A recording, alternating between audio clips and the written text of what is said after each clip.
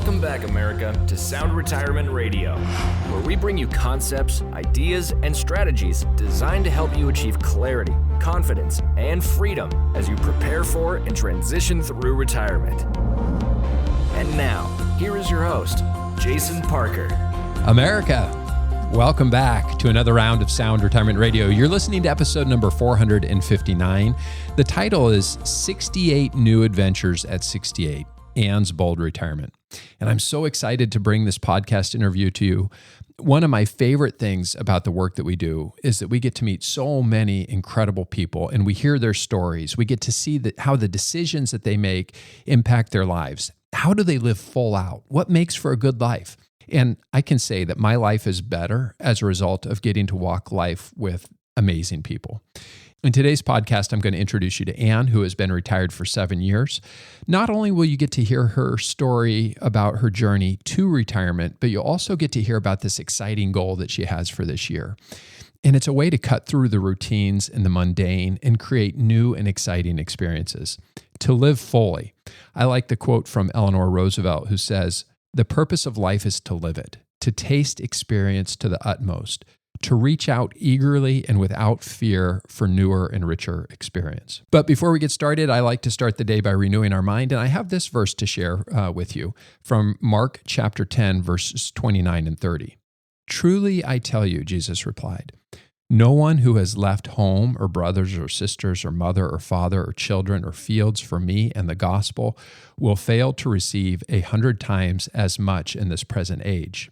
Homes, brothers, sisters, mothers, children, and fields, along with persecutions, and in the age to come, eternal life." Mike from the East Coast, who is one of our RBC customers, recently reached out to share this joke.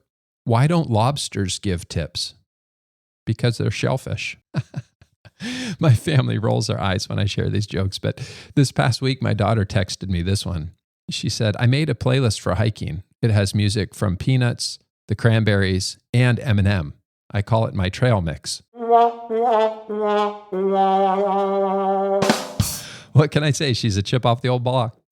Without any further ado, here is my interview with Anne. It is my good fortune to have my friend Anne on the podcast today to talk about 68 new things and this goal that she has set for this point in her life. But before we get into this new adventure that she's on, I want to just help her paint a picture for what life has looked like for her and how she got to this point and how did she decide to retire. So Anne, welcome to Sound Retirement Radio. Jason, thank you for having me. I'm so excited to be here. You are one of my favorite people. We had the opportunity to play pickleball together recently, actually a couple of times now. Yeah, I just love that we get to walk life together. And I'm really excited that you're willing to share your story, especially the 68 new things. We'll talk about that in just a minute. But before we do, help our listeners understand who you are. What was your career? What did you do? Paint that picture for us. Sure. So I joined the Army in 1979, and I did 25 years. And I came in just to kind of learn a new job skill. But 25 years later, I mean, after so many adventures, I was on the medevac, and I became a PA in the Army, and just so many adventures, even including my trip to Iraq. But when I left the Army, which was a huge decision, I went into civil service, and I continued my work as a PA in occupational health at Madigan Army Medical Center for another 15 years. And then it was time to retire again. And I kind of retired right about the time of COVID. I always had a plan of when I would retire a second time. So I was always thinking about what I would do after I retired. And then when COVID hit and things really slowed down and we were sent to our rooms with our computers, that seemed like a good time to transition. And I'm really glad I did. What did you enjoy the most about your work? Oh, so many things. My job was occupational health, which means I dealt with people in their workplaces. And I knew JBLM, Fort Lewis, and all my employees so well. I loved my job. I was so thankful to have a job that I truly felt where I made a difference. And I could spend time talking to people about their work and about their health. And it was just a really wonderful job. But I always knew, as much as I love my job, and I thought I was pretty good at it, I knew that that wasn't what defined me. It's what I Mm. did. And I took great pride in being great at it. But there was a me in there that I wanted to go and explore when I retired. And so I was very excited about it. Mm. How old were you when you retired? Oh gosh, you want me to do math this early? I think I was 61 and I'm 68 now. Looking back, knowing what you know now, do you wish you would have retired sooner, or do you wish you would have worked longer? What are your thoughts looking back at that decision to retire? Looking back, I did it at exactly the right time. Now, it was a little odd because I had set plans for when I retired. I was actually going to go into another career, but the training wasn't available because of COVID. But despite that, so I had to pivot. What I thought I was leaving and going into didn't quite happen, but I really believe that it was just the right time for me.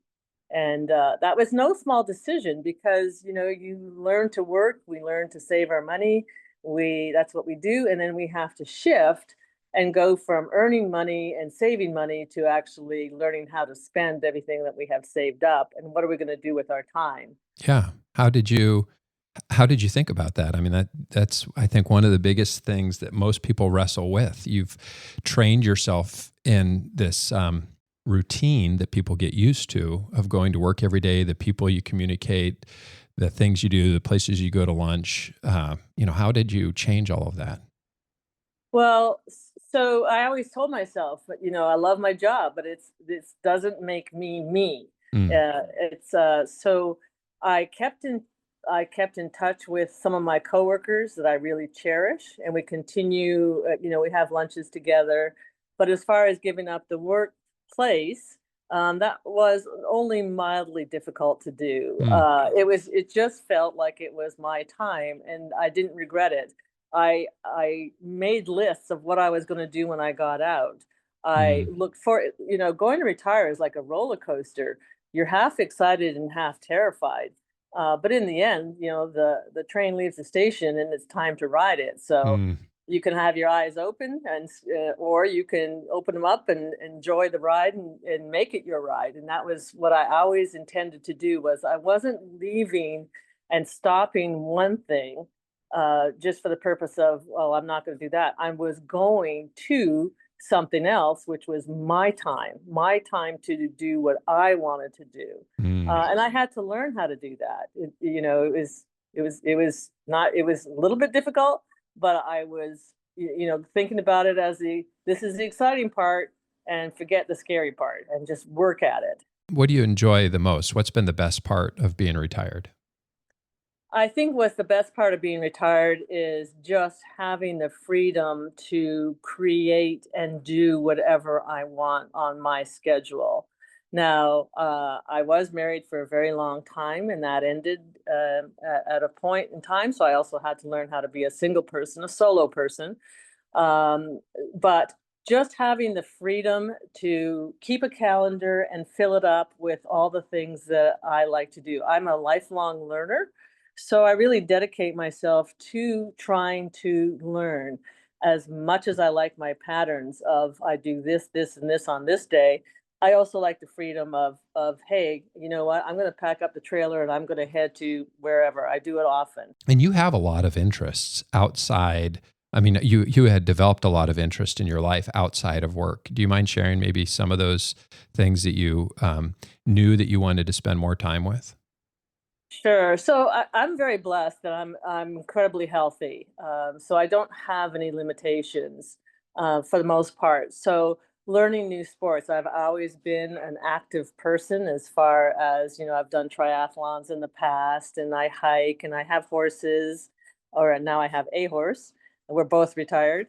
And, I picked up pickleball, just like you picked up pickleball. Pickleball gets me out of the house. I meet bunches of new people. I'm generally an introvert by nature, so going out and meeting new people is not always easy, but I work at it. And then I get to work at it in the venue of doing a sport which is, it's a little bit like golf. It's highly addicting and it's a lot of fun. So it gets me out of the house. I love that I can just sit here and either focus on my home and what I do here, or I have the freedom to get up and leave and go do whatever it is I please to do. That's awesome. I was so excited to have you on this show. And I just got back from vacation. On my vacation, I was telling all my friends about this interview. And specifically, this is really inspired. I mean, I think this next piece of the conversation is just going to inspire so many people when you share this idea of 68 new things. Will you take a minute and share with our listeners what you came up with, what you're working on, and what that looks like? Sure. So 68 New Things came about kind of for two reasons. I turned 68 this year. That's why I call it 68 New Things. And in years past, I had been happily going along and doing things. And I thought, I like to stay in a pattern, but it is time to break out of that pattern. I'm going to challenge myself to do 68 things I have never done before. Now, I've done a lot in my life, but now the 68 things, they can vary. I made my list and then I asked a lot of friends. And as I go, I meet new people all the time and they will give me new ideas all the time. So in 68 New Things, it can be very small. For example, I baked my mother's strawberry rhubarb pie recipe, and that was kind of an homage to her. But then at the other scale is I jumped out of a plane in a tandem jump. So that was a little bit of a larger thing to do. So far, I'm on number 46 of my 68 New Things. But I'm just saying the spectrum can be anything from small to quite big. Now, my parameters are, I'm generally not going to go and travel very far because of my animals. So I went to Hawaii. That's about as far as I'm not yet going to places like Nepal or anywhere exotic, Africa or so on. Has to be legal, of course, and it has to be affordable because my finance guy likes me to stay within my budget. Those darn finance guys, they take the fun out of everything. I love mine. He's awesome. So you put together this list. What's been the most fun so far? I mean, jumping out of an airplane is, kind of crazy, but. Well, yeah, and I have a real healthy fear of heights, and so I first, my fear of heights, I first went to trapeze class and learned how to, jump up, do the bar thing and do the flip and the catch. What has been the most fun? It's such a range of. Last weekend, I went to the Cranberry Museum in Long Beach. It is somewhere I have passed 1,000 times, and I thought, this time I'm going to do it differently. I'm going to stop and I'm going to go in 68 new things. This is one new thing. I've never caught a fish. I caught salmon. I went on a charter. Clamming. What else? There's just so many things. You went clamming, and then I think you told me you made clam chowder. You made your own home clam. I did. Yeah. My first clam chowder, and it was pretty darn decent. And I gave it to a bunch of friends. Yeah. Now I have salmon in my freezer. I next time you're up this way, there's a place on Bainbridge Island has the absolute best clam chowder I've ever had in my life. So remind me to tell you about that place next time you're up this way. Okay. Yeah, one of my other things I did is I like to photograph. It's one of my passions, and I went to Utah and I photographed the wild horses there. It's something I had wanted to do for years, and I finally pulled the trigger and I did it. Wow. What's another thing that's not so grandiose? Maybe just a simpler thing that was on that list, where you something you always wanted to learn, and you said, I'm going to go take a class on this. So I took a class on sign language, 6 weeks on signing, and I can proficiently say, hi, my name is Anne.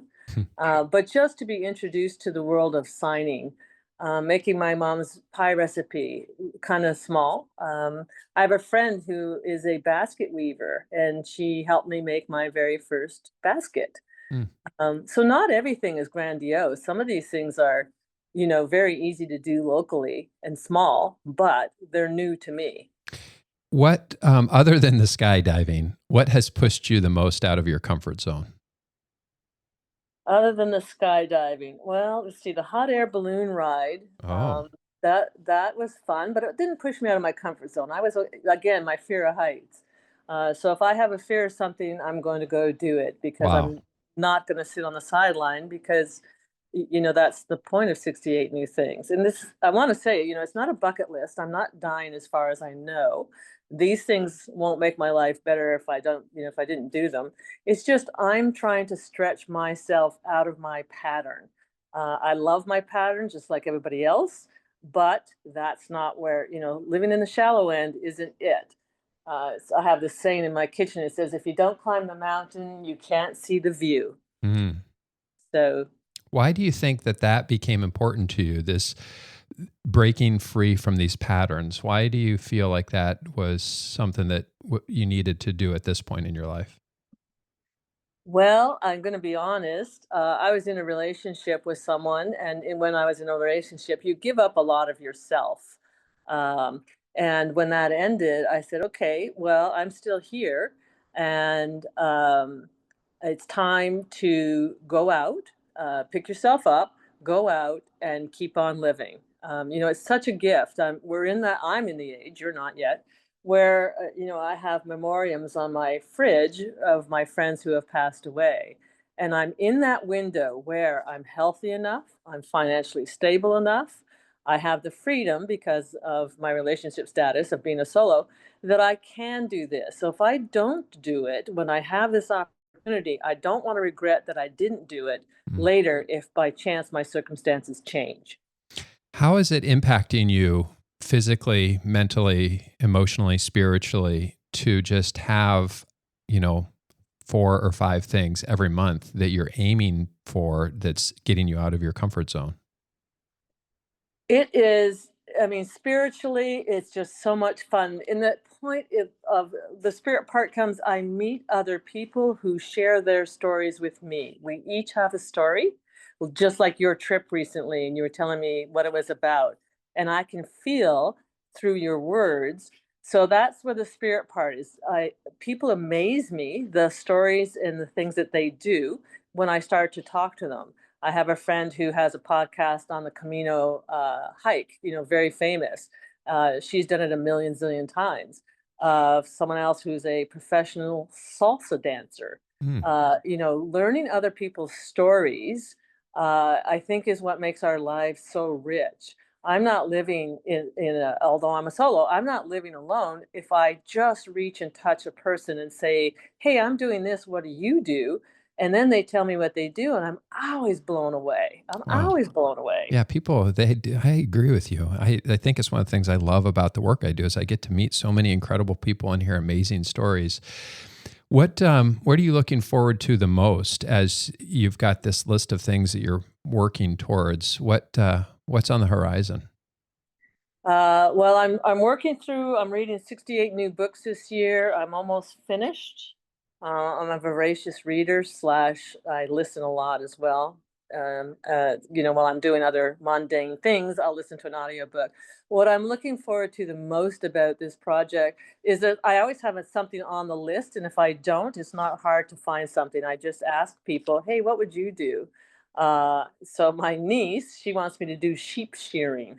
And so it's fair time, and I'm going to learn how to sheep shear. But what I'm looking forward to the most about this is it doesn't end on my birthday when I turn 69. Mm. I'm gonna keep doing it.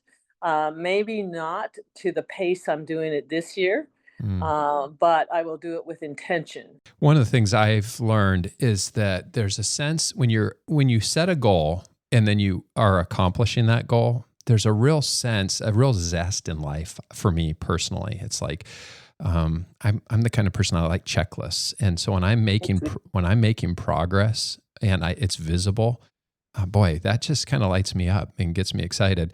You know what doesn't get me excited is you talk about just experiencing new things. And I think it's so easy to get into these routines. I think about it just in terms of driving to work. Like I drive to work the exact same Yeah. way every single day.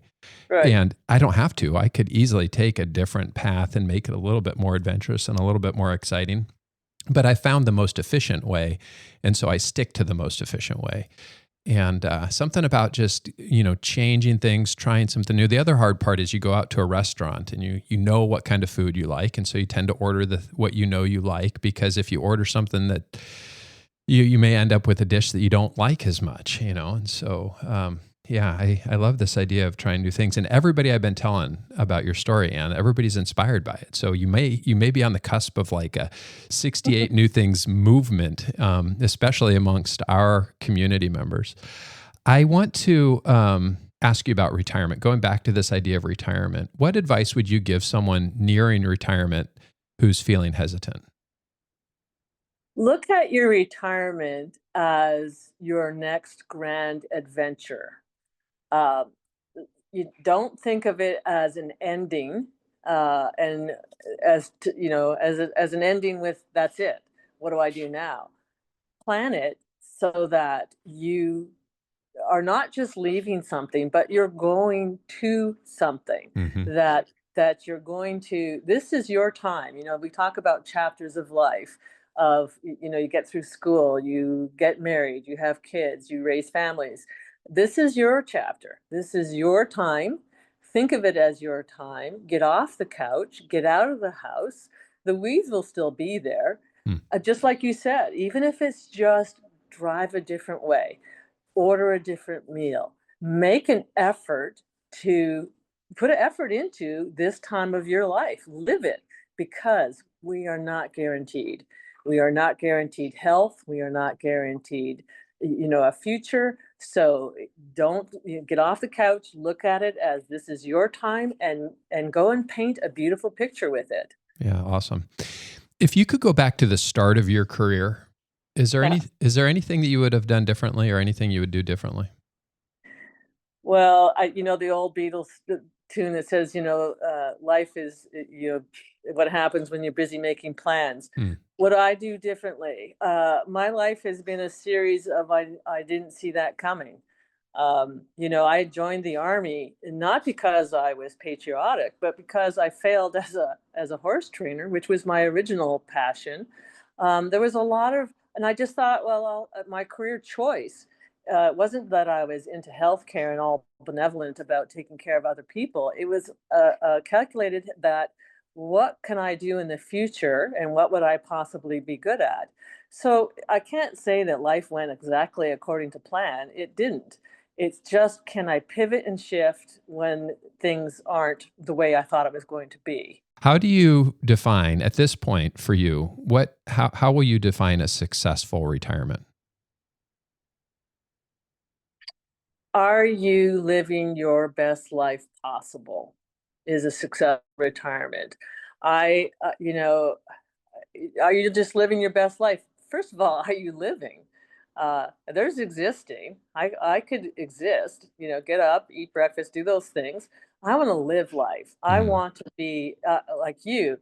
I want to be in awe. You said on your trip that, you were so surprised about the reverence of it all.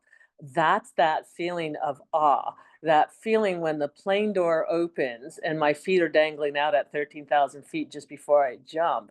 That's awe. I Mm. want to put the awe in this time of my life. I want to say I lived good life. And it doesn't have to be dramatic. You don't have to jump out of a plane if you don't want to. Wear different color socks. Put on the purple glasses. Just try something. Do something. Live life. Mm. Yeah, that's a good call. Good call to action. Any final thoughts? Anything else you want to make sure you're sharing with our listeners as they're preparing for retirement, as they're preparing for this next grand adventure, as they're designing and defining and planning for just an awesome life? I would say make a plan, trust your plan, get professional help with your plan. I made a plan. I trust my plan. I also trust that if the plan doesn't go as I thought, I can adapt. I will adapt and again, deal with whatever came up that I didn't expect, and that I will be okay. Just keep moving forward. Awesome. Great word to finish our time together. Thank you for being willing to share your story. Thank you for the inspiration. I know this is going to inspire a lot of people. I just know that people are going to come to life and they're going to be like, that's what I want. And so I think it's really cool, like you said, when we can share our stories with one another, we inspire one another, and think of all the amazing things that we get to do in this life while we can. Yeah, it's really good. Thank you. Thank you. We are truly blessed. One person who's listening today says, you know what? I'm going to do it. I'm going to do fill in the blank with whatever it is. Just do it. Awesome. Thanks, Ann. All right. Thank you. Thank you for tuning in to Sound Retirement Radio. For articles, links, and resources from today's show, visit soundretirementplanning.com. If you enjoy the podcast, share it with a friend and give us a 5-star review. Ready to kickstart your retirement planning? Head over to retirementbudgetcalculator.com. Need assistance with investment management? Explore our services at parker-financial.net. Information and opinions expressed here are believed to be accurate and complete, for general information only, and should not be construed as specific tax, legal, or financial advice for any individual, and does not constitute a solicitation for any securities or insurance products. Please consult with your financial professional before taking action on anything discussed in this program. Parker Financial, its representatives, or its affiliates have no liability for investment decisions or other actions taken or made by you based on the information provided in this program. All insurance-related discussions are subject to the claims-paying ability of the company. Investing involves risk. Jason Parker is the president of Parker Financial, LLC, an independent, fee-based wealth management firm located at 9230 Bayshore Drive Northwest, Suite 201, Silverdale, Washington. For additional information, call 360-337-2701 or visit us online at soundretirementplanning.com.